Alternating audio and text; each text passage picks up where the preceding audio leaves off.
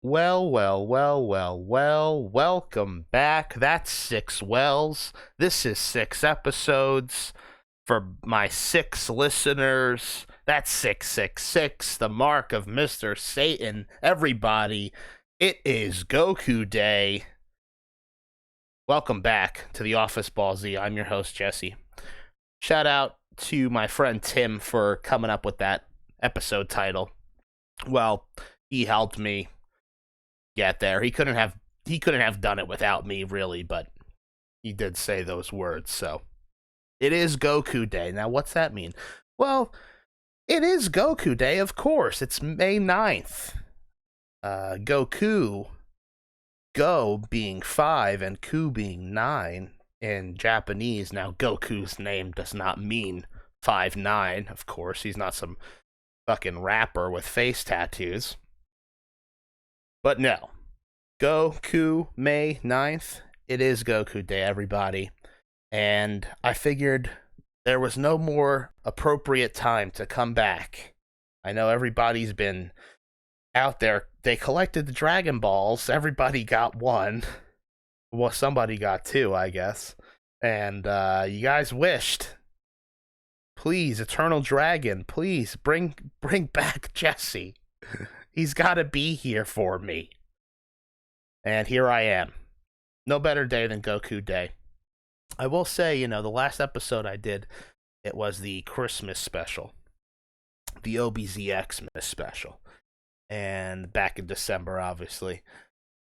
And then the New Year came around, and I wanted to do an episode about New Year's. Then I let it go for too long. Then my birthday came around in February, and I thought, well, that's like a new year for me. Maybe I could still pull that off. It's only a month out from the new year. And then I let that go for too long. And then I thought, well, it's March. I better do one now. And then I let that go for too long. And now I'm saying, hey, it's May 9th. Let's do it now. I let that go for too long, technically because it is now midnight. I should have recorded this much earlier, but needed to get it done nonetheless. If you haven't been able to tell yet, today is going to be completely different in the sense that all of my other episodes were heavily scripted, or, I had extensive notes. And today is going to be completely off the cuff. But it's not going to be a topic in the same way that they've been in the past. I figured a good way to maybe reintroduce the series this year, since it's been 5 months, I figured, maybe I could just go ahead, let everybody get to know a little bit of what my life is all about.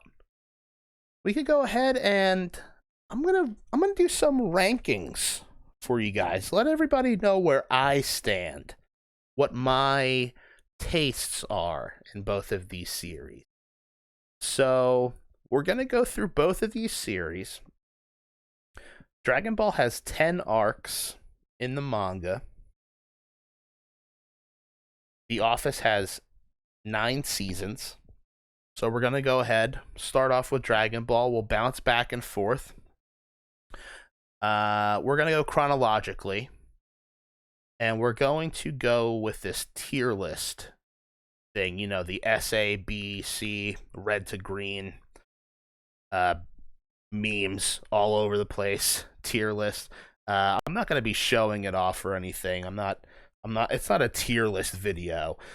It's just, I enjoy kind of making these things from time to time, just for my own enjoyment. And it's just a fun way to rank things. It's a fun, visual thing, even though I'm not showing any of you, so you guys could make your own at home along with me. Pretty much, I love both of these series, right? Like, even the stuff at the bottom of the list, I still love. Appropriately for both of these series, I would say neither one of them gets any worse than a 7 out of 10 for me. And even the stuff that's out of 7, plenty to enjoy, plenty to love, plenty to laugh at, plenty to marvel at. So the tier list kind of work out nice. It's going to go S, A, B, C.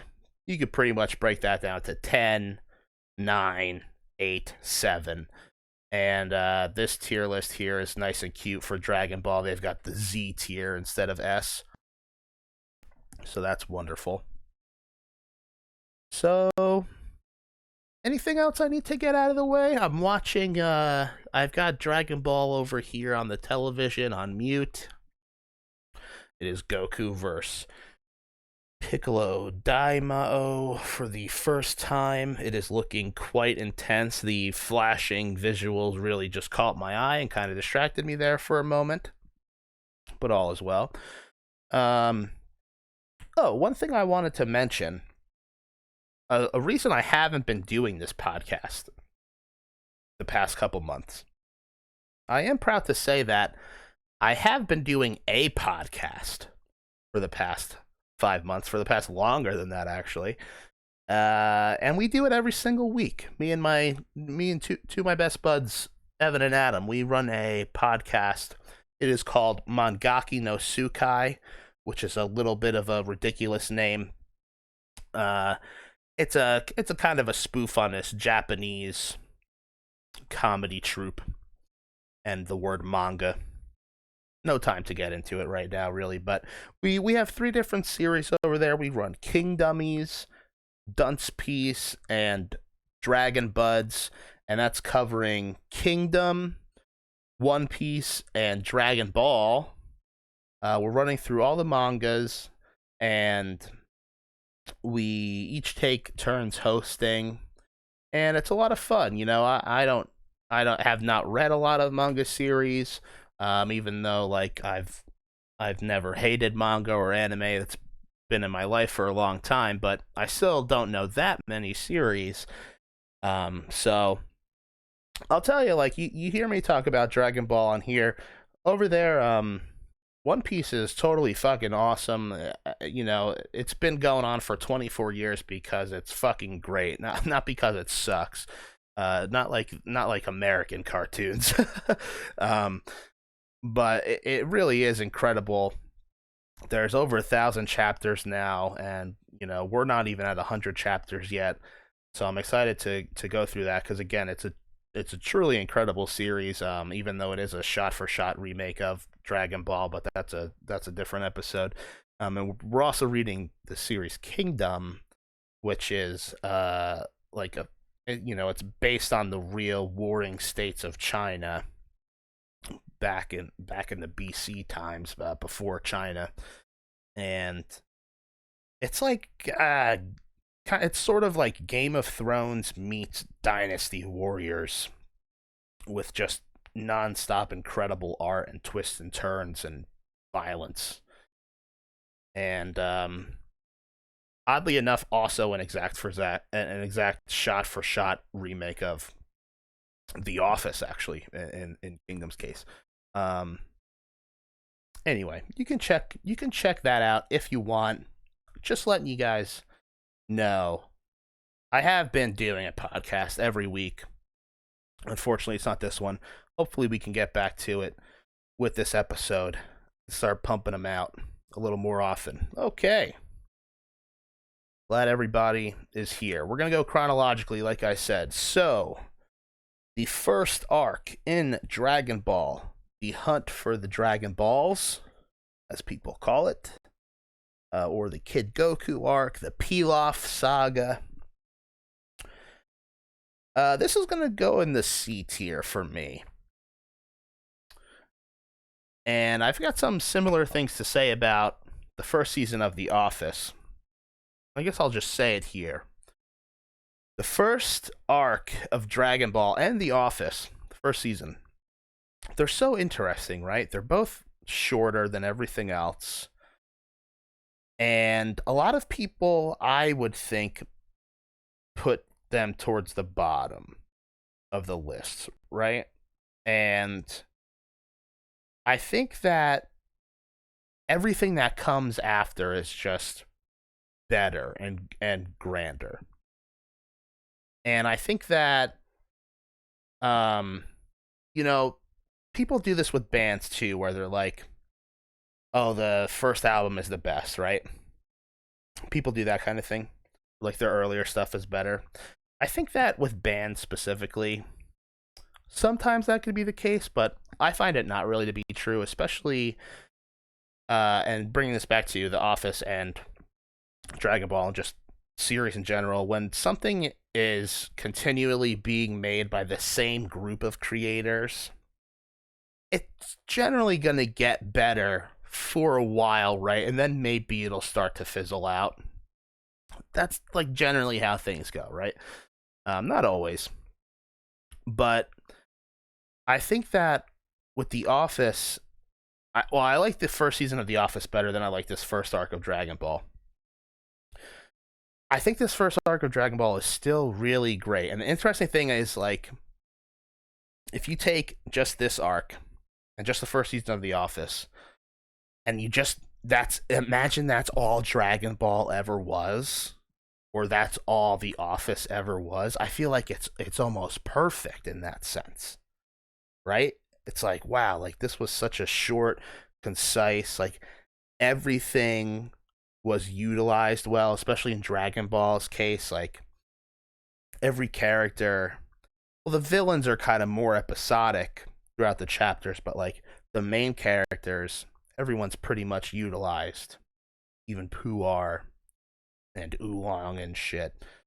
Um, and then The Office, the first season feels a lot like the British show, which is great, which is obviously phenomenal. You got to watch the British version. And I'm a little high on the first season of The Office lately because Peacock, that's what she said. They just released the extended edition. That's what she said. Of the I should have made that joke later. They just released the extended version of the first season, and I've watched it like twice already because it's only 6 episodes. It's like, damn, like this is such good shit, you know? Like when I think about the first season, I kind of think it's like towards the bottom of the list, but then after rewatching it again, it's like, man, like this feels so good, just contained within itself. Um, and Dragon Ball as well, you know, it's gag heavy, pretty much the most gag heavy in the first arc. Uh, Toriyama coming off of Slump, which I've been reading. I'm on volume 15 of 18. That's an awesome series. I think the humor in Slump is better than the humor in Dragon Ball, which leads me to say a lot of the humor in this first arc in Dragon Ball, there's just not the best. I don't know how else to put it. There's some like pervy shit that doesn't go over well, especially with Oolong, like with like drugging Bulma and stuff. I mean, there's some pervy shit that's hilarious, like Goku, you know, taking off Bulma's underwear without her knowing, and then she flashes Roshi without realizing. That's all set up great, in my opinion. If you don't know what I'm talking about, that might sound as weird as it is, I guess. Anyway, Dragon Ball, Hunt for the Dragon Balls arc. Gonna get a C tier from me. Let's go over to season 1 now. Let's rank it here. Like I said, I'm a little high on this arc. I think this might be a top 5 season here. I think I'm gonna put spoiler warning. I'm gonna put the first 5 seasons as the top 5 seasons. I think I might just be odd on it because season 7's pretty great too. I think season 1 though is gonna take the 5th spot. That's gonna go. That's gonna go right in the A tier.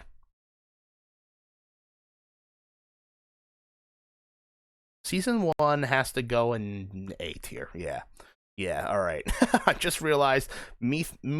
I can't take too many critical thinking breaks here, as the podcast is just gonna be dead air. I've kind of talked about season 1 a bit already. I'll just say this: Diversity Day Grand Slam episode. The pilot's pretty much the pilot from the British version. Diversity Day, out of control.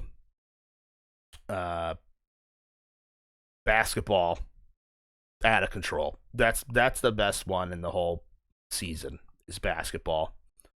And with the extended edition, they've added just more shots of Michael being horrible at basketball.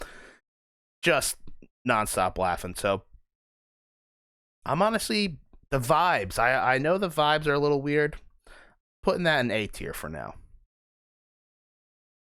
Dragon Ball up next. The 21st Tenkaichi Budokai. I used to be a little hotter on this arc than I am now. I recently covered it for the other podcast that I've just spent like 10 minutes talking about. I love it. Like I said, I love all this stuff. I especially love the training of the Kame-sen style. However, no, I'm trying to think. Is this A, B, C, or is it 9, 8, 7? I don't know. Whatever. I'm gonna put this in C for now. Another 7 out of 10. Going off whole numbers, I guess a 7.5 if I was using the half scales. This is really good. Definitely a lot better than the first arc. But still just like a 7 out of 10, especially compared to everything else. The thing is, I can't throw everything in freaking S tier. I can't throw everything in A tier, you know? I want to try to balance out the tiers a little bit. So there will probably be 3 10s for each. I'm going to do that, all right? Because I'm a big fan. I'm not going to say there's only one 10. I'm going to give 3 10s to each series. Let's go over to Season 2 of The Office. Speaking of 10, bam. Easy S tier. Season 2 is just unbelievably phenomenal stuff. It is quintessential Office. It is probably... This is weird. It's probably not my favorite season. Might be the best season, though, right? There's obviously that whole thing of best versus favorite. Probably the best season. It's like the purity of The Office of season 1, but then just like, now it's the American version. Like, now this is what the show is gonna be, you know? And a lot of the best Jim and Pam stuff comes from season 2 when she's with Roy. A lot of the best stuff with Jim and Pam also comes in season 3 when Pam wants Jim and can't have him. There's the flip there. Wow, that shit is good. But season 2, one moment that's coming to mind is, and I'm realizing I was wishing I was going to be making like Office quotes the whole time, but I'm probably thinking too hard for that. The one Jim and Pam thing that comes to my mind right now is when Jim is in the back because Michael's at his desk and the carpet's getting changed. Of course, it was Packer. And Jim and like Pam is with Roy the whole day and shit, and like it's all great. And then when Jim gets back to his desk, he has all those voicemails from Pam, and yeah, that shit is phenomenal. We start to understand Michael more, right? Especially starting right in the Dundies, like everybody knows it, but you know they start humanizing Michael a little bit at the end of, almost like at the end of every episode, you start to go, well, I see a little bit of why I could love this guy, actually. You know? So, yeah, season 2, that's going in S tier. We'll see if it, see where it ranks. 1, 2, 3. Okay, up next on Dragon Ball is the Red Ribbon Army arc. Now that includes the Udanai Baba tournament. This arc is an A tier arc. Probably gonna be my number 5 arc. I'm currently covering it on the other podcast. And I've finished it. The podcast hasn't finished it, but I've recently finished it. It's fucking awesome. It starts off like the best Dragon Ball has been yet already. But like still, it's got that adventure feel. It's got that gag feel. And about halfway through, funnily enough, there's a Dr. Slump crossover in it, which is the silliest shit. Well, it should be the silliest shit, but it's actually like almost not really. But you've got the Dr. Slump thing, and then immediately after that, it is just like serious time when Tao Pai Pai comes in and kills Bora, Upa's father. And Goku's like, all right, I'm gonna, avenge you. He fights Tao Pai Pai. He goes and gets the Dragon Balls. It's the whole rest of the adventure. He trains with Karin. He fucking does the fortune teller Baba stuff. You've got the cast of characters rotating in and out. This is the first use of the Dragon Balls reviving someone back to life. Muscle Tower. This arc is fucking awesome. This is like a 9 or a 10 arc for me. Or not a 10, an 8 or a 9 arc. I'm sorry. And I'm putting it in A tier, so I guess it's like a 9 if I'm even paying attention to my own goddamn rules that I set at the beginning of this thing. Red Ribbon, A tier. Let's get it. Season 3, S tier. Easier S tier than Season 2. In fact, I'm putting it above Season 2. And like I mentioned, alright, so things are getting even funnier. Like, the cast is really in on it now, right? Like, everyone's in the groove now. The cast, the writers, we're in it now. You've got Jim over in Stanford for a little bit, and then the merger, which brings me to this. The Jim and Pam stuff in Season 3 is the most heart-wrenching stuff, I think. There's the episode where they talk on the phone when he's still in Stanford. You get the whole, like, what time is it over there thing. And they talk, and then they abruptly get interrupted or whatever and have to get off the phone. You got that. And then in the merger, guys, when they see each other for the first time, they're just like looking each other up, and Jim is like, oh, the place looks good. And like Pam is just like smiling at him. And it's like, fuck, dude, you're dating Karen already, man. You're dating Karen, dude. And Karen is great, and that's the thing. Like, Jim and Karen would be totally great if Jim wasn't so caught up in Pam still at the end of the day. And the merger is a really sad episode because other than that scene when they first see each other, like, you just get all the hints that Jim is with Karen and Pam is constantly getting just turned down by Jim. And it sucks. It really sucks.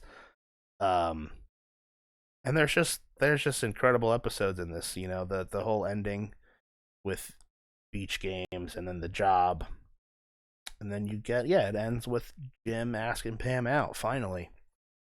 On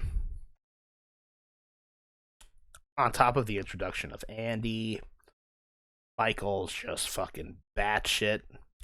Michael, what can I say about Michael? Michael is the best. He is the best character that I know of, period. If I don't talk about Michael a lot in this, just know he's always the best. I always love him. He's pretty much always getting funnier. So let's get back over to Dragon Ball. That was an S tier for season 3. Now we are at the 22nd Tenkaichi Budokai. Ten Shinhan. If I wasn't sticking to the 3 in S tier rule, this would go in S tier as the 4th S tier. But it's gonna go in A tier for now, above the Red Ribbon arc. I also just read this. I got much ahead of where the podcast actually is because I could not stop reading Dragon Ball. I'm so excited for my friends on the podcast who haven't read this to see like what Dragon Ball's all about, because I don't know. I understand it's Dragon Ball. It's the most, I guess, like overrated anime or whatever. This shit is fantastic though. Like, just because it's not the best thing in the world doesn't mean it's not great.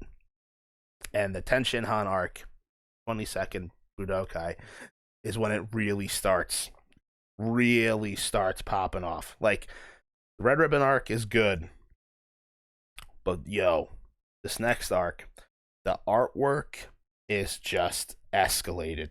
The paneling is just escalated. The characters are just escalated. Ten Shinhan is one of my favorite characters. He kind of gets done dirty towards the end of the series, which we could talk about when we get to the Boo arc, and I guess the Cell arc. But wow, this tournament is so good. The twist ending, I guess you could call it, with the tournament of who wins. And then you've got the big ending, which flows right into the next arc. Like, the ending of this arc is the beginning of the next arc. And that is, of course, the death of Goku's best friend, Udiden, being killed by, from what we know in the Ten Shinhan arc, a monster. That's all we know, really. Yeah, this shit is just great. Muten Roshi is escalated. He's not just a fucking like creepy perv who's good at martial arts and like stuff. He has like it's simple. It's a kid series. I get that, but like he still has great messages for his students and for the Sudu-sen students as well. Ten Shinhan and Chaozu. That's an A tier. That's an easy 9 out of 10 for me. Absolutely love it. Season 4 of The Office. This is awesome. Exactly like what I said about the Dragon Ball arc. If I could put 4 up in S tier, this one would go there. Season 4 is phenomenal. It's shorter, but you've got like 5 double episodes, so it's almost like not even that much shorter. And all those double episodes are phenomenal. The first 4 episodes, and then Goodbye Toby. First of all, Fun Run is a top 5 episode, I think. I think it's a top 5 episode. Let me see if I think the Dundies is probably a top 5 episode. No, I can't do this right now.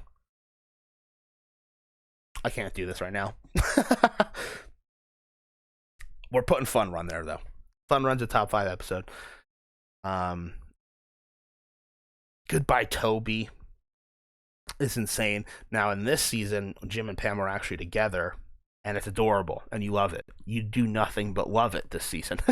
That's the great thing.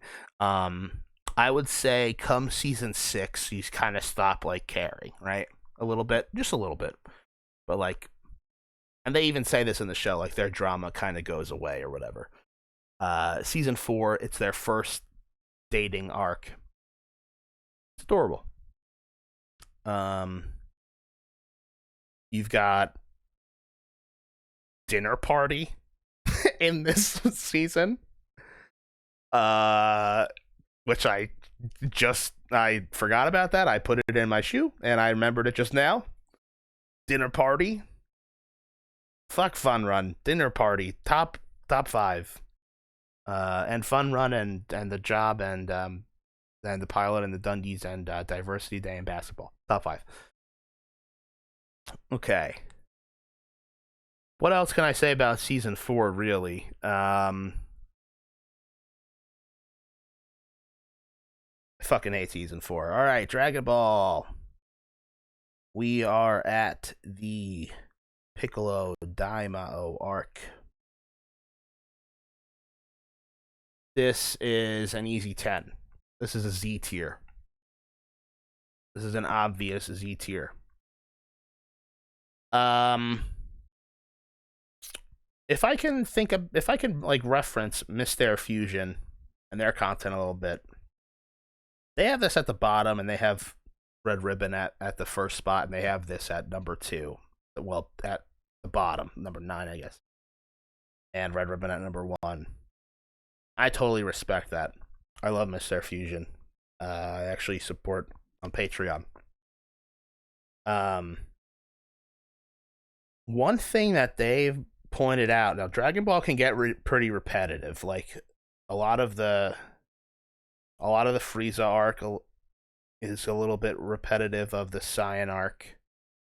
And what Mr. Fusion points out really well is that a lot of the Piccolo arc is actually like the same exact shit as the Red Ribbon arc.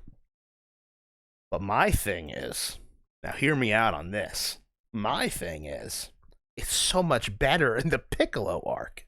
The only thing that I don't like better is the Cho Shin Sui, the Super God Water, as opposed to the Cho Sei Sui, Super Life Water, I believe. And the Red Ribbon arc did the water thing better. It really is kind of just a cheap power up in the Piccolo arc. But yo, this guy, the Demon King, the great Demon King Piccolo, has been revived. Muten Roshi's master sealed this man away. He is back. His son has killed Kuririn. He's killed Krillin. That's Goku's best friend. He's gonna show the world you don't fucking kill his best friend.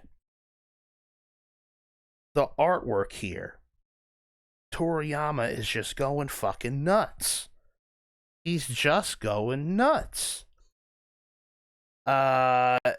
You've got Goku separated. You've got a new character, Yajirobe, who I love throughout the whole series. He gets pushed aside quickly, unlike a lot of the other characters. It's kind of weird how he doesn't stick around too much, but I like it at the same time. I love Yajirobe. When he's first introduced, he's awesome. He's only around Goku's age, I think a little older. I'm looking at him on the screen right now. Goku's taking him to Karin Tower. I love Yajirobe. Dude, Piccolo is awesome. His descendants are all pretty cool designs. I will say they're maybe not the best underlings, but hey, they have cool names. Tambourine, cymbal, drum. How could I not love that? Piano, and Piccolo. Then at the end of this whole thing, after Goku fucking with all his broken limbs and one arm left, shoots a Kamehameha at the ground, blasts through this man's chest for Piccolo to just spit out an egg, and Piccolo Jr. comes along. But he kills him. He saves the world. Like Baba said, he saves the world. Piccolo is literally gonna wipe out cities all the time. May 9th. Shit. No, not May 9th. May 12th, I think, is Piccolo Day. May 9th is Goku Day, of course. I think May 12th. Piccolo Day or some stupid shit. No, oh my god, it is May 9th. It is May 9th. So that's fun. Goku Day took over Piccolo Day. Now that's even just more adorable. I knew that already. I didn't just look that up. I'm just going through my brain files. Okay. Then you've got God, Mr. Popo, that training, which totally changes the story and Goku's character, actually. I think that training with God has to do with Goku not really wanting to kill people after this point. Most of the time. Most of the time. Let's go back to The Office. Season 5. Season 5 is a really tricky one for me to put on this board because it's going in S tier. But the question is it the best?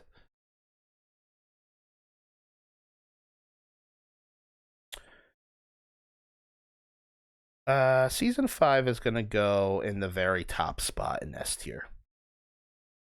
And I think mostly because I felt that way for a long time, and when I think about it, I just still feel that way. You know? Now, Season 5 is goofier than these first 4 seasons. Season 4, pretty goofy. That's when it starts getting pretty goofy. Season 5, that's when it really starts getting goofy. But for me, it's the perfect blend of early Office and later Office. Literally, like the first 4 seasons and the last 4 seasons. Season 5 is almost the perfect blend of that. You've got Jim and Pam being engaged, which isn't quite as fun as when they're not together, but it's still awesome. You got Michael with Holly, and then she leaves, and you've got him dealing with that. Jan, he liked Jan, right? But she was shitty, and he was an idiot, right? Holly, like, you really loved Holly right away, right? And that's all great. She goes away. A great Pam Jim moment again with the voicemails is when they leave each other voicemails at the same time, I think is what's supposed to be happening there. The laundromat and everything.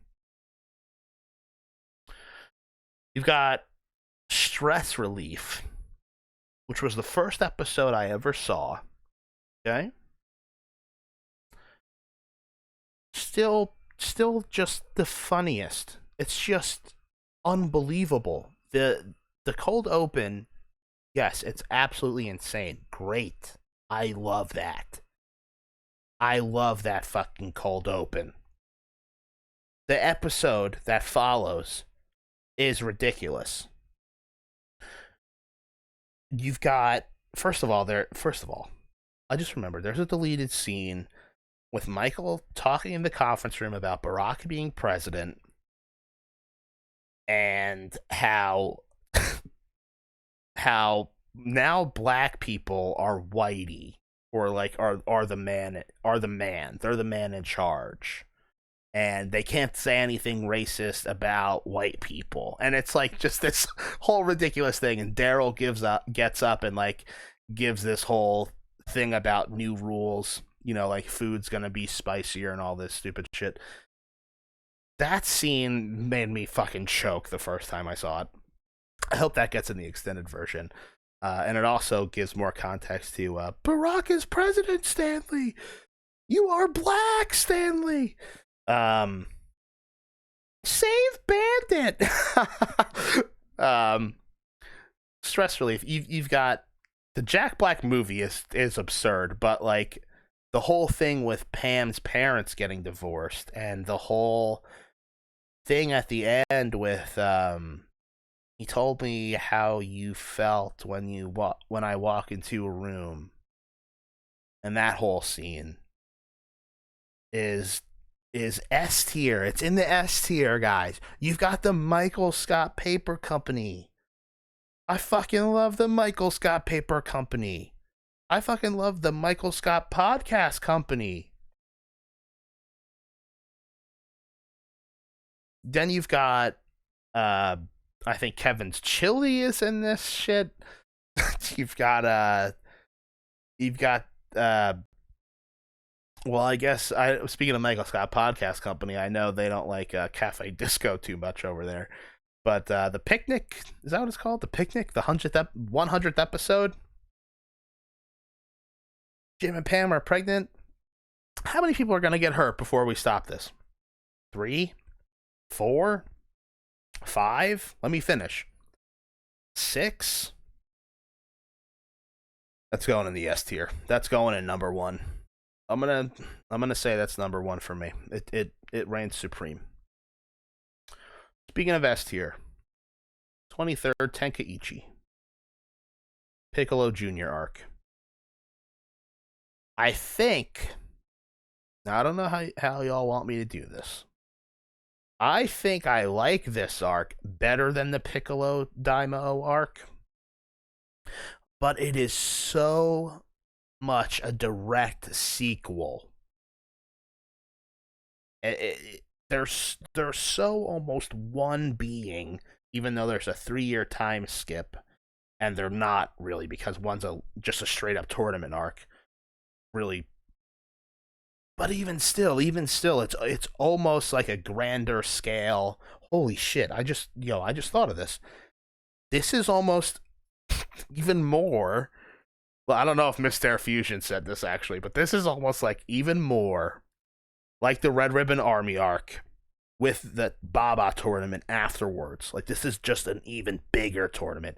And the thing is, now Toriyama really never intended to finish it here. He wrote the next chapter with Raditz the very next week, because he wasn't allowed to finish it. But it really does seem like an ending. Like, the Boo arc feels like a culmination and a callback and a greatest hits for me personally. It feels like Toriyama trying to do everything he's done at once. This arc feels like that but only 200 chapters in, as opposed to 500 chapters in. I really think the artwork and the fights are probably the best in this arc or in the Saiyan arc. Absolutely. I'm saying this a lot, but just phenomenal stuff. Every character in these fights, which could be a good or bad thing for me. It gets rid of the just nothing characters of the other fights. Like, maybe that was the charm of it, but we've already had that twice.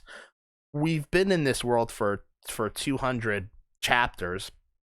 Isn't it pretty cool, actually, that Suru Senin comes back with a cyborg Tao Pai Pai, and we've got the reincarnation / that's really not the reincarnation, but it kind of is, the living will descendant of Piccolo Jr., whose design is just iconic. The hat, the cape. Demon King Piccolo didn't have any of that. He had a different cape and shit. You've got the 3-year time skip that brings everybody to like 18, 19, 20 years old.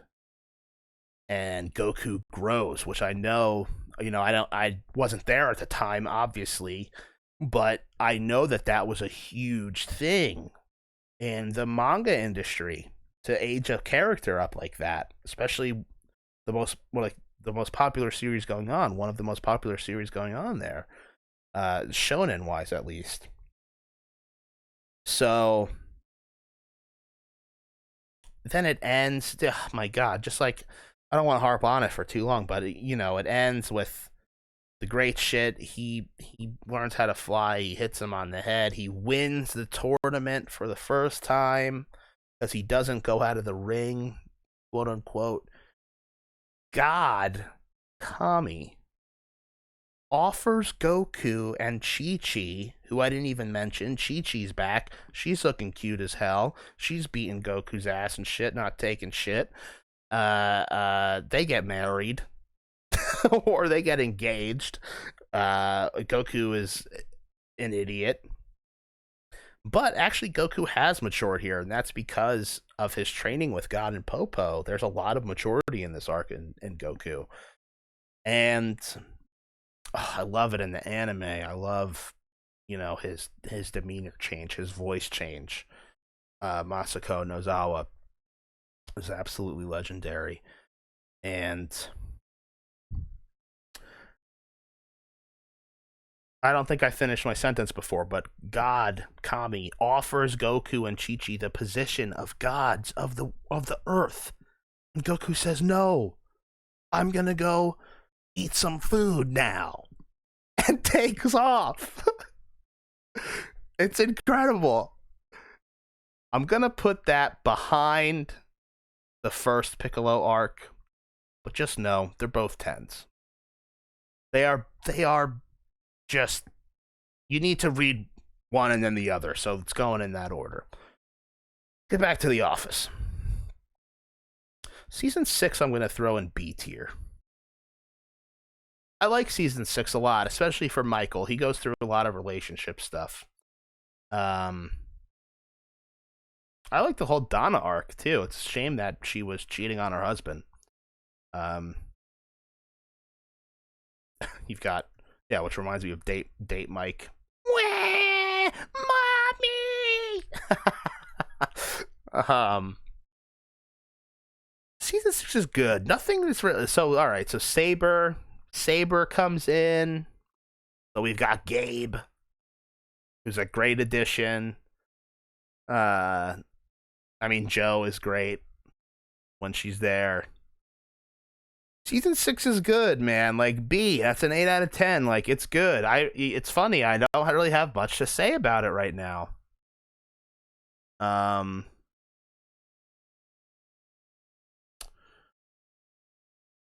Fuck. All right, let's just move on. Wow. I guess sorry to all my season 6 fans out there, but I'm kind of drawing a blank on season 6. That's why it's going in B tier. Honestly, like, it's good. It's for me, it's like the lowest Michael season. He's still there. The show still feels great. Oh, you've got Jim and Pam are fucking. They had a kid, or she's pregnant, I think. Oh yeah. They get married. Wow. Okay. I don't know where my head's at right now. Jim and Pam do get married. The wedding it's good. It's good. I've kind of cooled out on it. And then, they start to get a little boring, Jim and Pam, right? Like, not as fun. Michael's great, though. I'm really not talking about many other people, but at the same time, I am 50 minutes into this episode as it is. So, like I said, I'm off the cuff here. It is Goku Day. Let's go back to Dragon Ball. Saiyan arc, Vegeta arc. Z tier, baby. This shit is fucking awesome. This obviously is where my real nostalgia for the series starts kicking in, although I've always said, since falling back in love with the series 2-3 years ago, whenever it was, I think 3 years ago actually at this point, or 2, I don't know, whatever. But the whole 2020 thing, we all know this, that shit destroyed all of time flow, so who knows when the hell it was. I've always said that I think I look at Dragon Ball through a nostalgia monocle. People use nostalgia goggles or nostalgia glasses. I think I have a monocle because I've fallen in love with the series that I never really knew before, which is the Japanese version and the manga. So my nostalgia is for the characters and everything, but I'm never gonna be able to shake the lifelong love I had for Dragon Ball, especially as a younger guy, like middle school and even as a kid and in middle school and high school. I played the games, or that's when I fell off. Whatever. What I'm saying is, I don't think I love this series so much because of nostalgia. It's truly a new love I found. That being said, though, the Saiyan arc, this is obviously the Z era and a Z tier. And so this is where the nostalgia comes in a little bit. The Saiyan arc, I mean, what can I even say that hasn't been said already? I'm putting this in Z tier. I'm putting it in the third spot. So the third 10. And I guess looking at this arc, or looking at this list, I would say that just starting at the Red Ribbon arc and going through is the best. But really, I think the best Dragon Ball is from the Piccolo arc through the Saiyan arc. I think that's when it's at its top, and the artwork here is still amazing. This totally changes shit up by adding a 5-year time skip after we just had the 3-year time skip. So now Goku's like 24 or so, or 23 or something like that. And he's married. He has a son, Son Gohan, and he's like 4.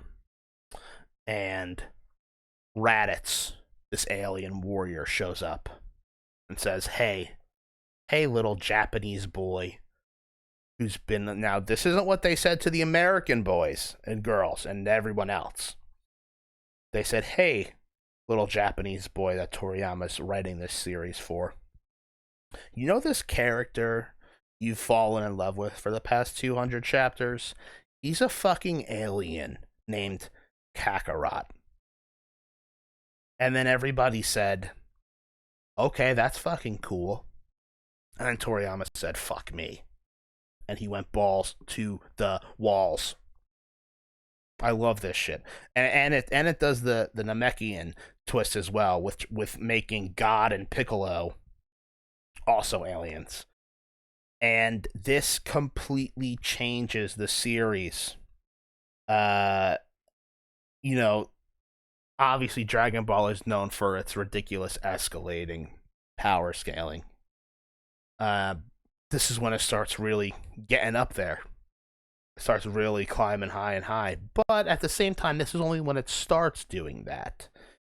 So it's still a bit grounded. Oh, a bit.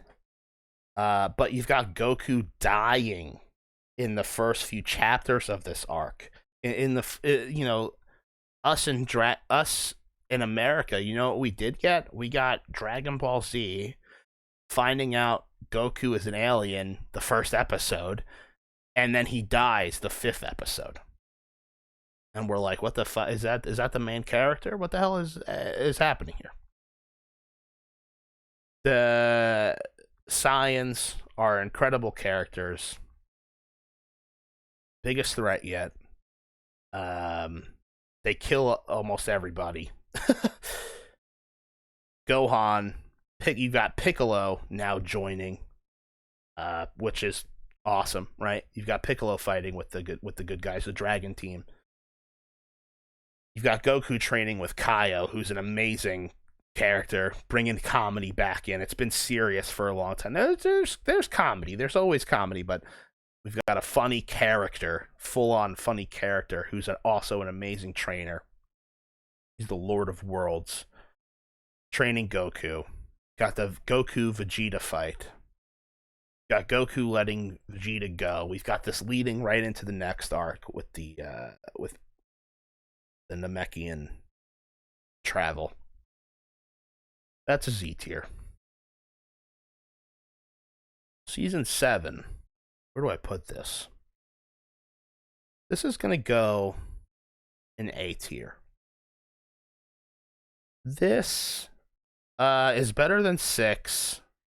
Although, let's see what I have to say about a lot. Well, one of the great things about 7, I've heard it said before, this is when the ensemble really starts kicking up, right? Like I said, I haven't really talked about a lot of the characters. There's so many to talk about. Same goes for Dragon Ball. Kind of sticking to the main characters here. But all the other cast members are really stepping it up. Everybody's getting a lot of jokes, a lot of little plot lines. You've got Michael getting back with Holly, and they end up getting married. This arc is all about the maturity of Michael Scott. Like, season 6 is about that too, like, with him going through the different relationships and stuff, but season 7, him getting with Holly, them getting engaged, him leaving the show. It's a big thing. It's a really big thing. And I'll be honest, I didn't really watch The Office on much on television when it was airing. Like I saw, like I said, Stress Relief on DVD at a friend's house. We watched a couple episodes at like an office watching party. And then I only had seen like just a couple episodes on television, and when I got Netflix, that's when I started watching it. And I got Netflix before season 7 was on there. And then like it quickly went on there soon after I was like already watching the series. And I think by the time like season 8, like I don't know if it was right. I don't know if it was before season 8 came out, or if it was like within the first 4 episodes or something that I had started, that I had caught up to the live stuff. So I didn't have as much time with Michael as a lot of the diehard fans who watched it since 2005 had, right? But what I did have was the same amount of time without Michael for 2 seasons until the finale aired. So when he came back in the finale, I still had all the hype that everybody else had, I think. I would say, because at that point I had probably rewatched the whole series like twice over, and I was in love with it. It was my new favorite show. So I say all that to say, like,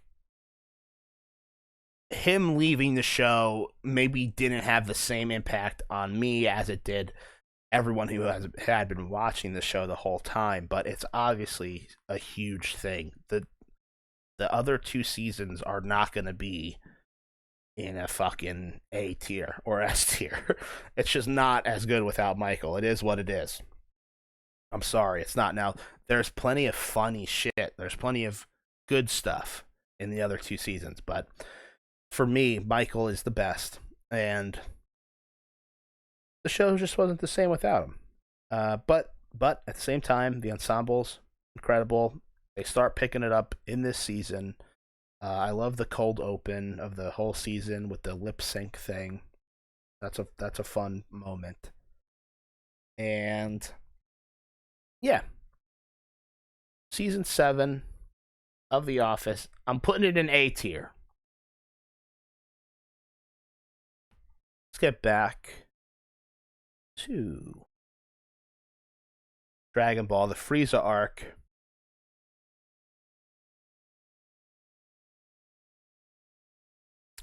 The Frieza arc is going to go in A tier. I used to like the Buu arc. Alright, so after my first read through of the manga, I was pretty damn high on the Buu arc. And I am still very high on the Buu arc. I like it more than I think most people do. Like I said before, I think it's a greatest hits. We'll get to the fucking Buu arc. The Frieza arc, though, I used to have it one notch below Buu arc. I'm gonna put it above, because I think one of the reasons the Frieza arc like soured for me was just watching it in the anime. It was a big slog. You know, not literally, not the worst thing in the world. Some people could really exaggerate it. I honestly really loved watching the Dragon Ball and Dragon Ball Z anime. I enjoyed most of the filler, I guess. Like, actually, now that I'm saying that, maybe not really, but like, I think the episode pacing is actually not as bad as people joke on it for and maybe like remember it being. I really don't. However, it's the Frieza arc is too big in the anime. In the manga, though, it's pretty good. The art starts going down like halfway through. It starts to, well, not down. It's still awesome, but it starts. We're obviously shifting to a much more angular look, which is fine. But it starts to get It looks like. I'm sorry, I'm stuttering. It looks like Toriyama. He's rushing a little bit, Like that's the thing about the Cell arc and the Boo arc. I don't think the artwork looks bad. Some of it though just looks like he's just sketching like incredibly quickly. And I know that the guy worked hard for years and years every week. I'm really not knocking him at all. I think he wrote weekly manga for 16 years or 15 years. Um, I know he worked hard on top of doing Dragon Quest and whatever else, one shots, whatever. Um, but this is where it starts to get that look a little bit. So there's that subtracting for it. I think the story is all pretty great. Vegeta, Gohan, Krillin, all their antics on Namek. You've got Goku. You've got the whole like wait for Goku to come save the day thing. That happens twice, which is pretty obnoxious, like really obnoxious. And that's already repetitive of the Saiyan arc. Uh, which is fine again. Um, and this is also like a direct sequel to the Saiyan arc. Uh, much more so than the two Piccolo arcs. I mean, all right, obviously all of these arcs kind of flow into each other, right? Ten Shinhan flowed right into Piccolo. There's some time skips, but like, okay, obviously they're all flowing into each other. But everybody knows what I'm saying. The whole Frieza thing is a direct like expansion on the Saiyan history. And it's awesome. Frieza is a fucking incredible villain. Again, I can't wait for my friends to actually read the manga of the Frieza arc and not, what they remember being on Cartoon Network in the 90s. And Frieza's badass, man. This guy doesn't give a fuck, and he's polite while he does it. That's the thing. He's sinister. Um, this is really like when transformations. Yeah, I would be remiss not to mention fucking not only Super Saiyan but also villainous transformations. And you get that with Piccolo a little bit, but um, Frieza obviously. I still don't even know what the fuck his final form is. Um, that's gonna go in A tier.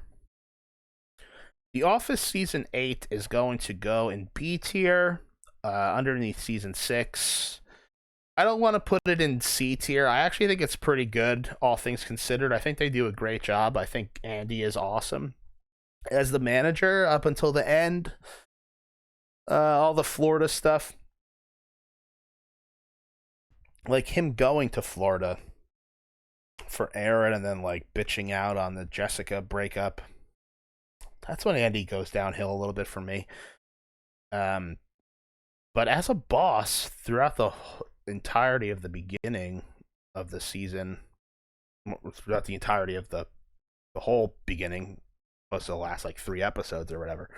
I think Andy's great as a boss. I think he's, what's interesting? Like, he is an idiot, like Michael is, just like in a different way, but they're both so stupid, right? So he kind of fills in that spot well.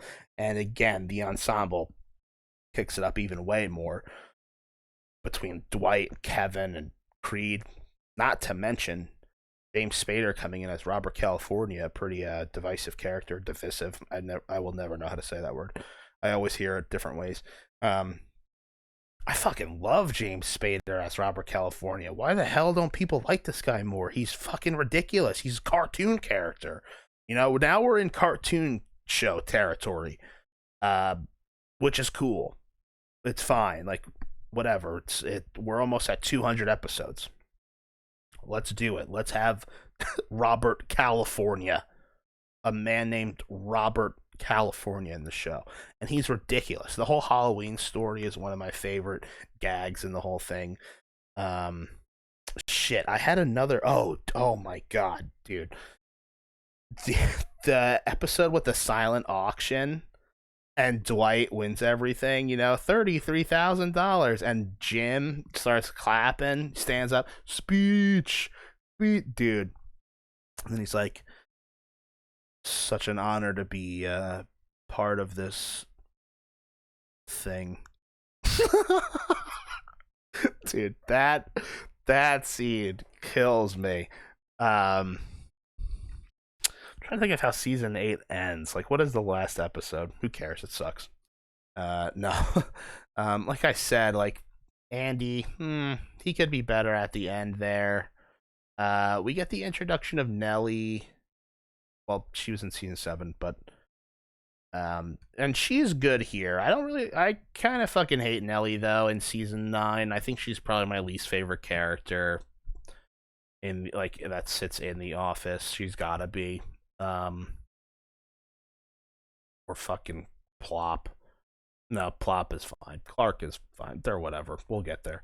I've said that like 5 times this episode. We'll get there. And we will. Another thing about season 8, the Florida arc, I actually do like that. I remember hearing like when Greg Daniels came back, he wanted to like kind of bring back The Office for season 9. He wanted to kind of bring it back to its roots or whatever.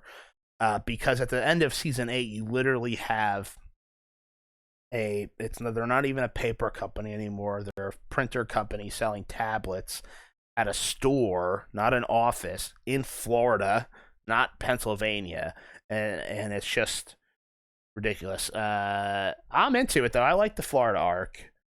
Packer's funny. Nellie's funny here. Stop looking at my breast. Start looking at my penis. Right. Big whopping penis. Big mess of tacos. Season 8 is good. Gonna go in B. Everybody, can we tell where season 9 is gonna go? We'll have to find out next time. Dragon Ball the Cell arc. It's gonna go in B. That's an 8 out of 10. I really love this arc. When I was a kid, I thought it was the best. I think as a lot of Dragon Ball Z fans do.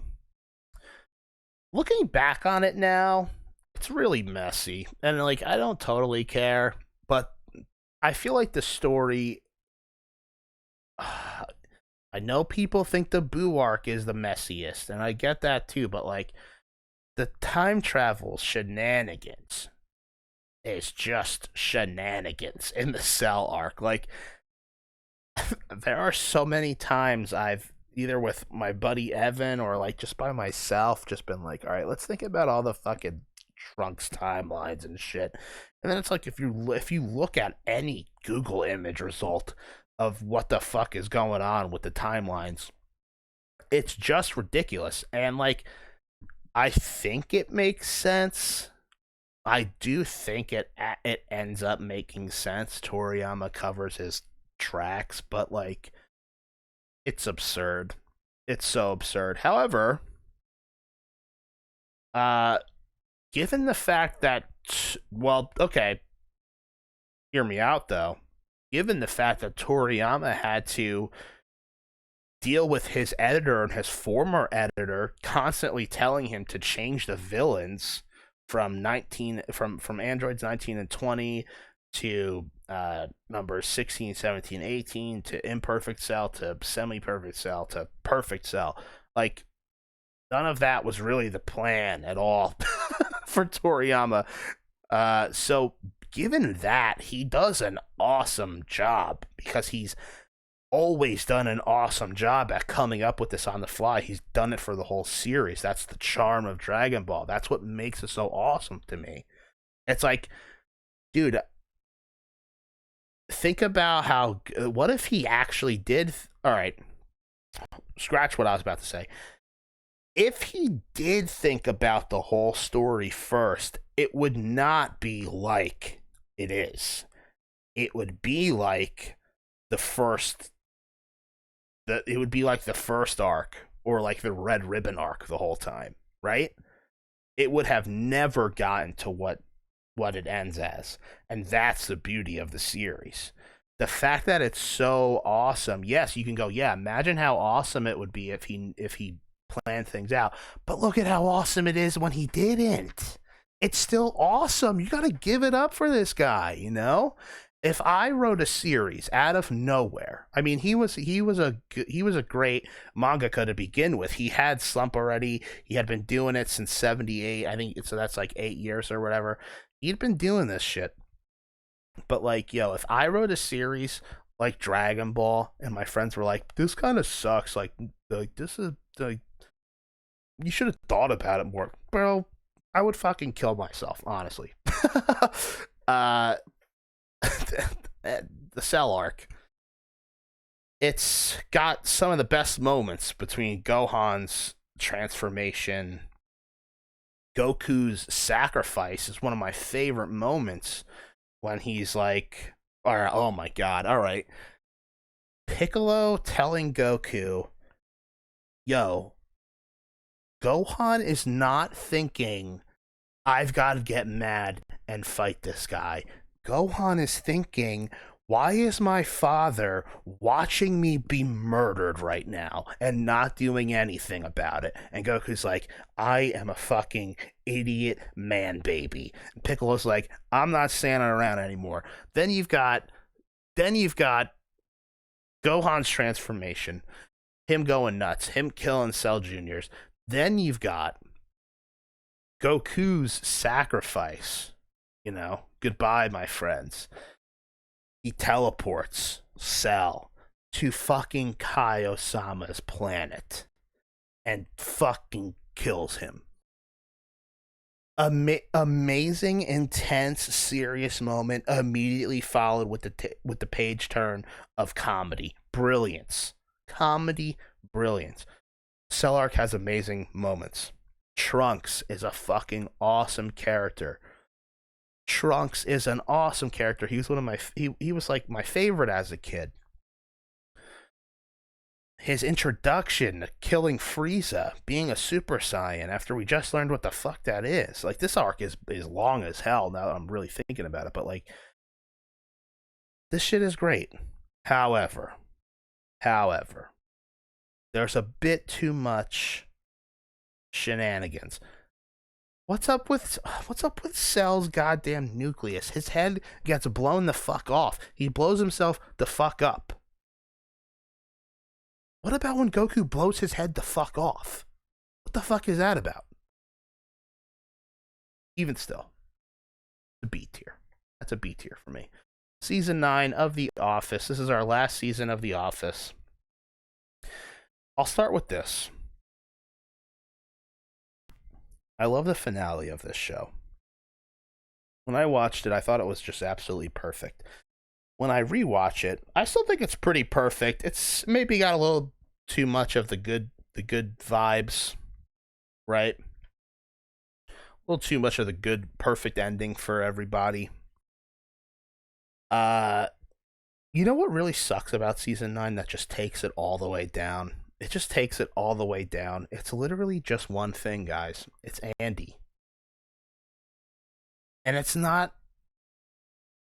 It's like the writers, too. Like, why couldn't they do something better? I know he had to go away to film the movie. I've heard rumors that they were mad at him. I don't really know if I believe that. The assassination of this character, Andy, is just... It's Yamcha levels. It's worse than... It's Dragon Ball Super Gohan levels, almost. Or, like, worse than Gohan. It's like Yamcha level. It's like Chaozu level. It's like they just destroy this guy. I fucking loved Andy. I love early Andy. I love idiotic middle Andy. I love manager Andy. I fucking hate season 9 Andy. And I already said this, I don't really like Nelly. I don't really like Clark and Plop. They're pretty much there to just take down Aaron and Andy. It's good. It is good. I don't rewatch this season too much. Sometimes when I get to it, I'll watch it for a little while and then I'll just bounce back to one of the other seasons. It is good though. And I don't hate it. Hate Andy. Don't hate this season. like I said before as well, season 8 and 9, there's a lot of funny jokes. There's a lot of funny, great writing. Like, still fine, but like, the Jim and Pam stuff, I don't know. I liked it more when it first came around. Then after a while, it's like, I don't know how real this feels. It feels real, but maybe with the whole Brian thing, that's when it starts being like, you almost wish it was like teased more if that's really the direction you're going. You know, it's like this just comes a little too out of nowhere for me. Um, I think the finale is great though. Recently Paul Lieberstein was on Brian Baumgartner's Deep Dive podcast, extended one, which actually is not called Deep Dive. It's whatever the extended one is. So that was a great episode. That podcast is awesome. But he was talking about, the farm, how he really wishes the farm, why didn't nobody want the Dwight Schrute spinoff? I kind of agree. It's like, fuck it, man. We would have had Tom Middleditch in there, Zeke, who is Badger, the girl who wrote Willful Ignorance, the kid from the Hayride from season 7. Would have been a bang up cast there. So anyway, closing that down. Season 9, it's gonna go to C. I love the finale. I love Michael Scott returning. I love all the ending. Creed playing his song "All of the Faces" literally shatters my heart. Very emotional scene. The ending. Pam's closing line is a great one. But as I mentioned, you know what? I gotta say it again. As I mentioned in the Talking Heads episode, actually Phyllis's line is really great too, where she says, how does it start? Can you send me a DVD of this or whatever? All these years I worked in a paper company, I never wrote anything down. And that's amazing. I love that line. I'm getting a little bit misty-eyed over here. It's of course because I just watched Piccolo Daimao crush Tenshinhan's head. Just kidding. All right, let's finish up the Dragon Ball arc. Boo arc is going in B tier. It is going above the Cell arc. I didn't mention the Frieza arc is in A tier, but it's below the Red Ribbon arc. The Boo arc is going to go right below that, above Cell, below Frieza, in the B tier. This arc is just fucking fun, dude. Like, that's all it comes down to for me. You've got a new version on Trunks, which is really clever and really interesting since Trunks came from the future. Now you've got Kid Trunks. It's just really interesting to present a character like that. I love Goten. You've got Goku as dead for the beginning. Got the fake out of a tournament. You get a kind of lackluster rematch with Vegeta and Goku. You get Gohan as the main character for a little bit. Great Saiyaman stuff is a lot better than I thought it was when I was a kid. I kind of hated that when I was a kid.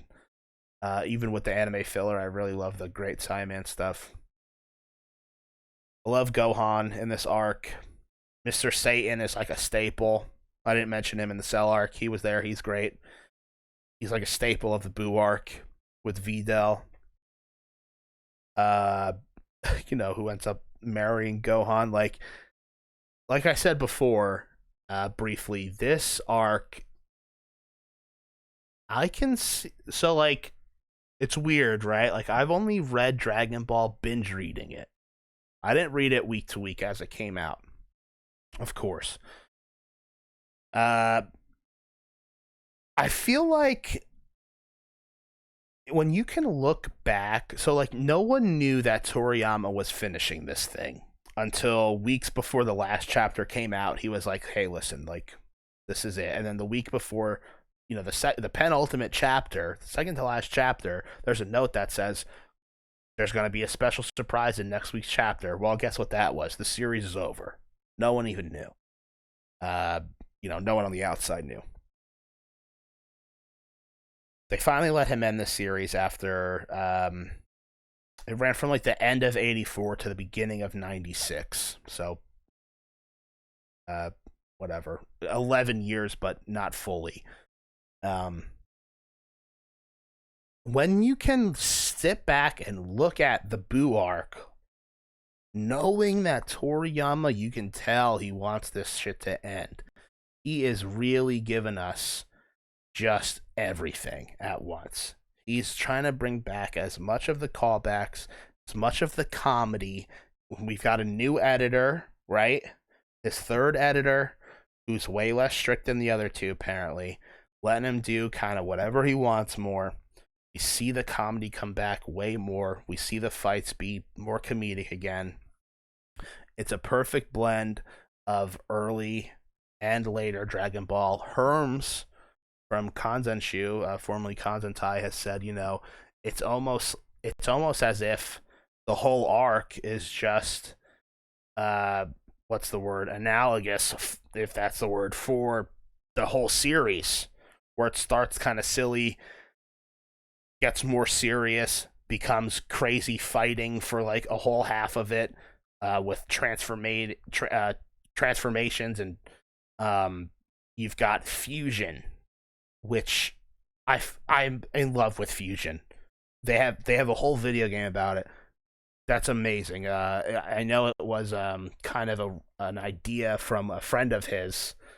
Toriyama was like, man, like, what the fuck am I supposed to do? I'm already at Super Saiyan 3, and the guy made a joke about, oh, why don't you just make the characters fuse together? I love fusion.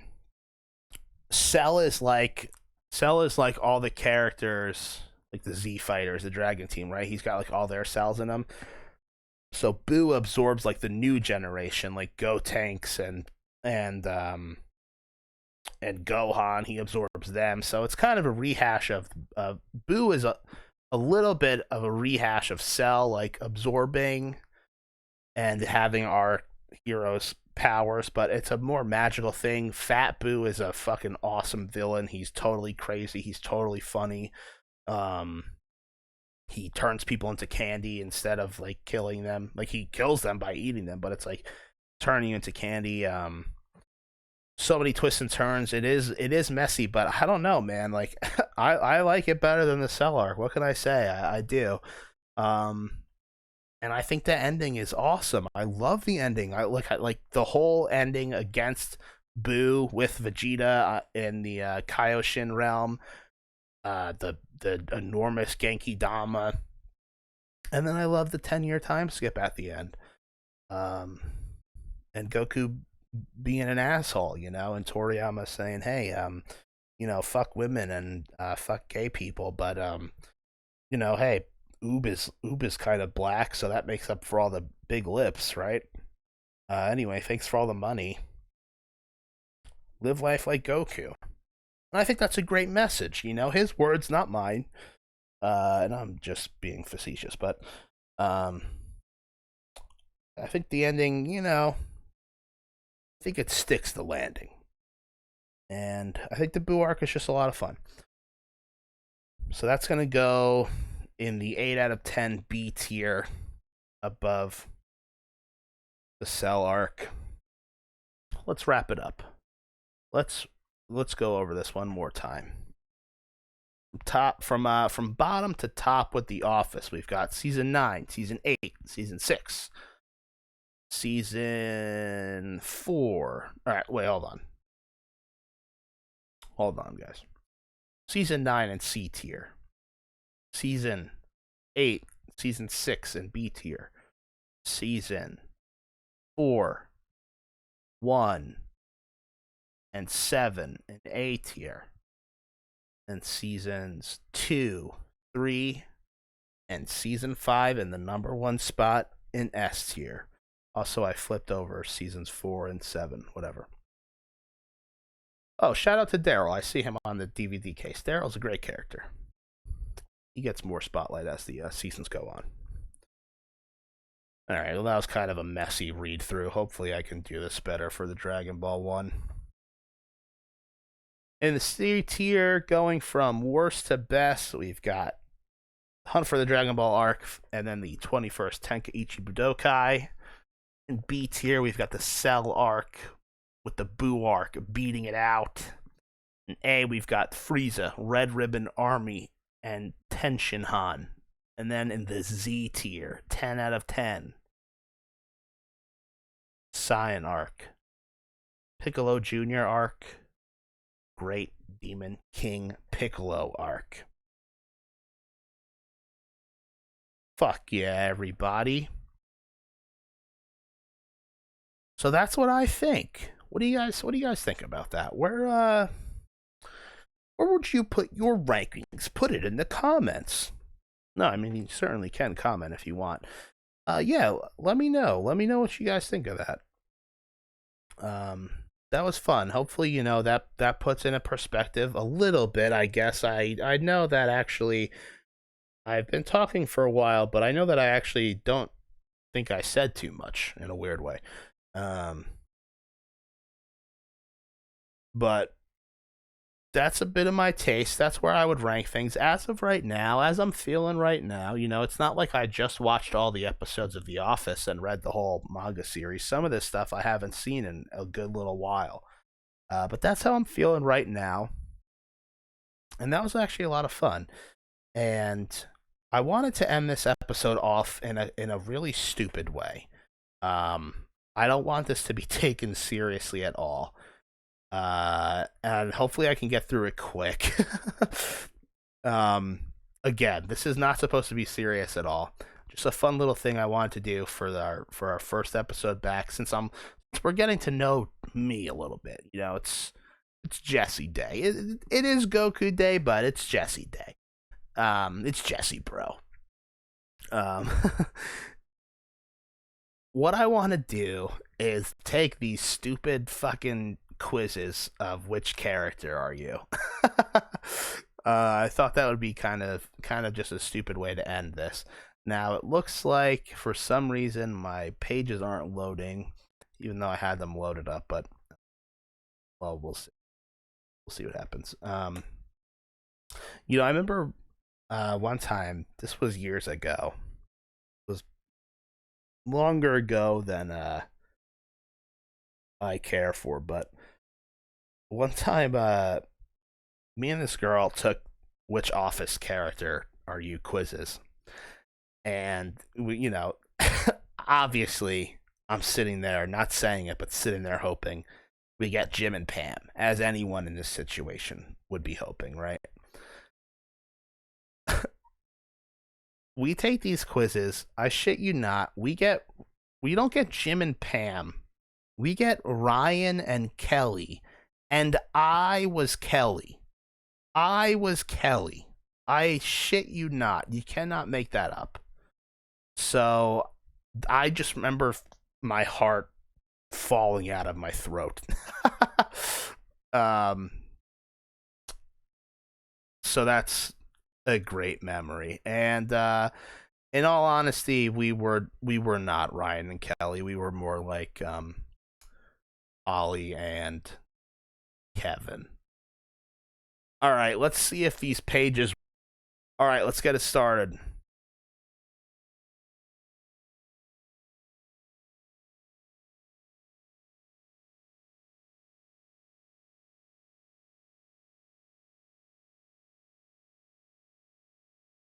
Which Office character am I? Your professor says something you know for sure is completely incorrect and even offensive. You say nothing but let it bother you all class. Go up to the professor after class. Drop the class. It's not worth your while. I'm not even reading the rest. That one. Drop the fucking class. It's not worth your while. Your favorite type of homework is... Oh, God. Is this all going to be like fucking school stuff? Come on. Your favorite type of homework is take-home tests because grading is less subjective. Partner project... you work better with a friend. Oral presentation because audiences respond well to you. Individual project because you like to do your own work. Group project because you work well with others. I'm gonna go with partner project. Me and my best buds over at Mangaki no Tsukai. At high school parties. Oh my god. I guess I'm way older than I realize I am to be taking these kinds of stupid quizzes. At high school parties, when someone handed you a drink, you tossed it. You hate the feeling of being drunk. Drank it because everyone else was drinking. Tossed it if your parents found out, they would freak out. Never happened. High school parties were lame. Drank it in a couple more. Honestly, at high school parties, I think I went to a couple of them and I drank. I really did not go to high school parties, though. I'm just being honest. And my parents would freak out.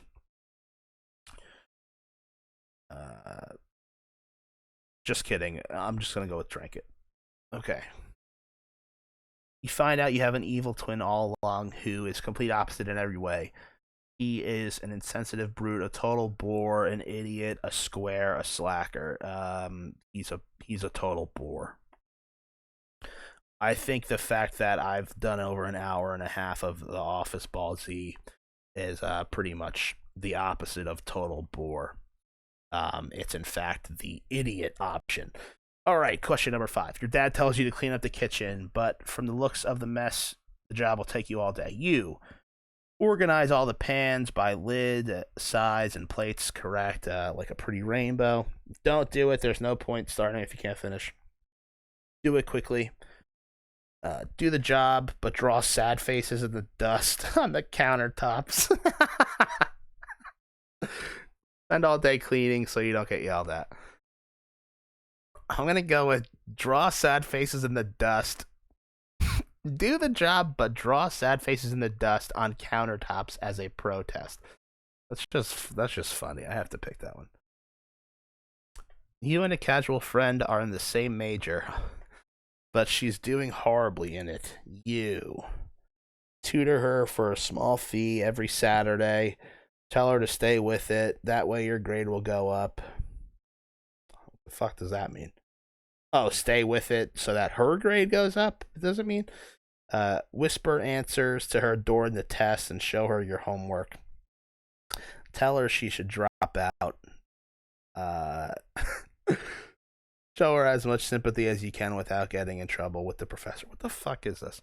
Tell her she should drop out. It's better she knows now she's not smart enough for it. I'm gonna tell her to stick with it. Always push past yourself the GOKU way. You choose your school first and foremost because it has a great program and a rare subject. I should have fucking read this. I should have really pre-read this. It's prestigious, it's beautiful, it's great networking, it's good academics, it's rare subject. Jesus Christ. I'm gonna go with it's great network. I'm gonna go with it's great networking. I'm in a band. Come see my fucking band. We're playing in the basement. We're called Jillian Carter. Holy shit. Question number 8 is if you were in a band, you would be. My God. All right, I'm the drummer. I'm gonna get Kevin now. Fuck me. Your wedding will be a beach wedding with tiki torches. Oof, that's a little white power for me. An elopement themed and extravagant weekend wedding in a cathedral, a quiet backyard event with your friends and family. I'm gonna go with themed. It's gonna be the Office Ball Z theme. Your friend chose an extravagant weekend wedding and you're invited, but there's only one problem. You've been having an affair with the bride. You try to slip it in as a joke when you're giving it to. I'm not even reading the rest. That's what I do. I slip it in as a joke. That's it. Which character am I? No. I have to take this other. I have to take another thing.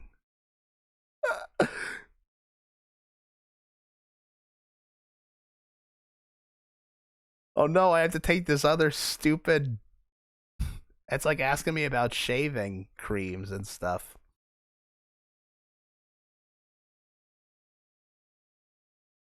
Oh Christ. It's just making me pick Gillette. Oh please, this is too much. This is too much, please. Guys, this is too much. I'm so sorry. I'm so sorry. First, it was all about fucking college, and first of all, let me just say this about college: you cannot learn from books. Oh my god, this is horrible. That was worth it. I'm Michael. I am Michael. Fuck yeah, better than Kelly. Jesus Christ, wow, you've really changed. Dude, when Michael breaks up with holy shit, that actually might bring up all right. Michael breaking up with Pam's mom and Scott's tots actually should probably have bumped up season 6. Um all right, but you know what? This office or the all right, so that's hilarious. I was Michael. This Dragon Ball one is oh, oh, it's not loading. It's loading. Okay, it's loading. Here we go. Let's see. If they make me take a freaking quiz, I will fucking Gallic gun this computer through the goddamn ground.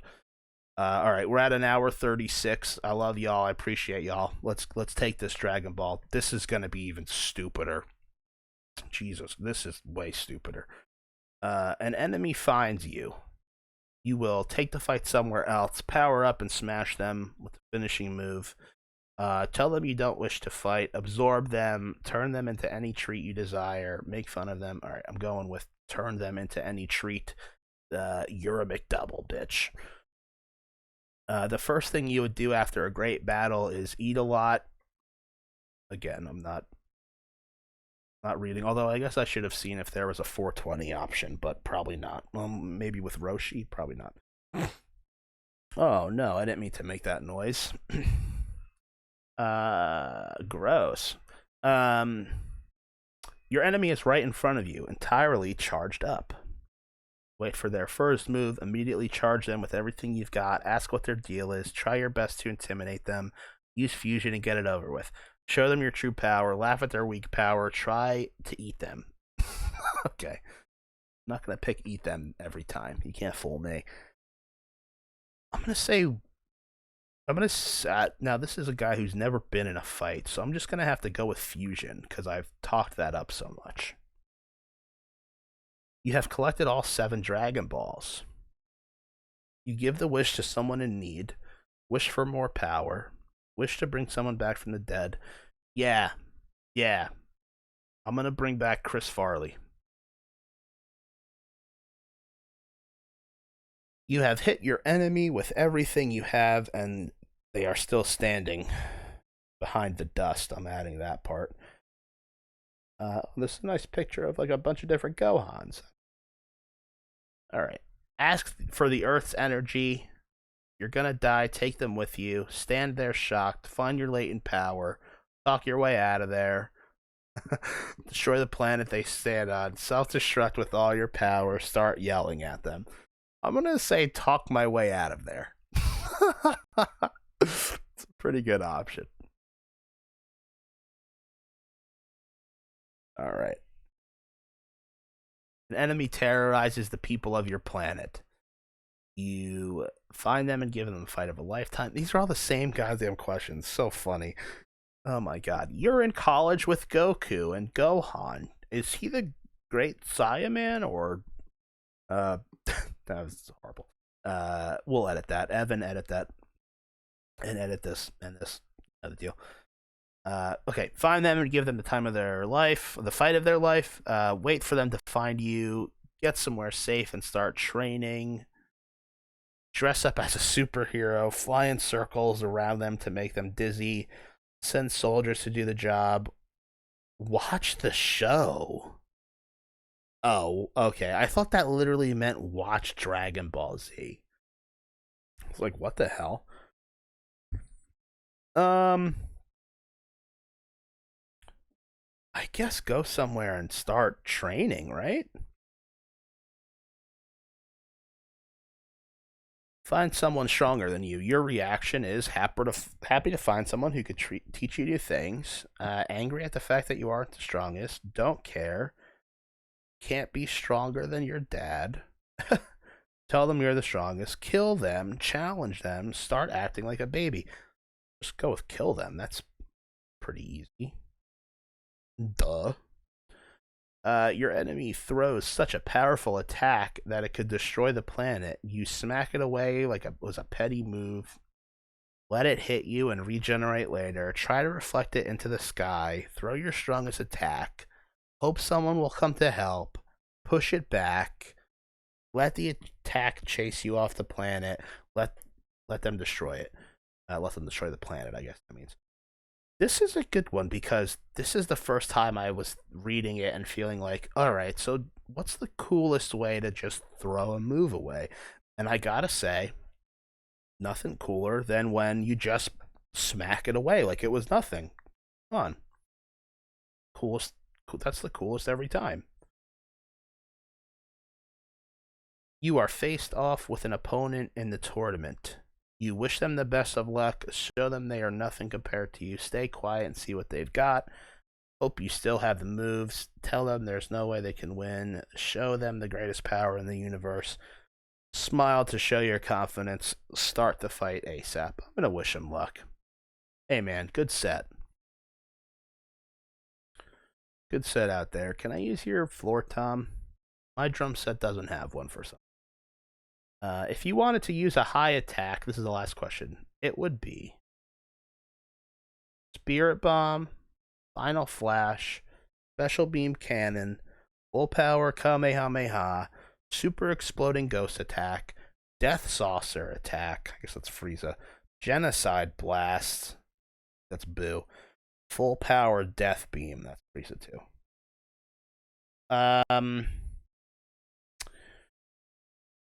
Fuck. The Ghost Attack is really cool, but out of this list, Special Beam Cannon, baby. And the result is, I knew it. I bet this is all because of the last last one. I am Piccolo. All right, yo, Piccolo is a top 3 character for me. Sometimes I think he might be my favorite character. Hell yeah. I'm Piccolo and Michael. Who could have guessed? I'm the best characters. No, you know who's really the best? You. You're the best. Because without you, this show wouldn't be possible. No, you know what? Honestly, I'm glad this episode's a little bit long. Hopefully, everybody, hopefully it satiates you for the next year because I'm done with this now. Hopefully, this brings me back to wanting to do this a bit more.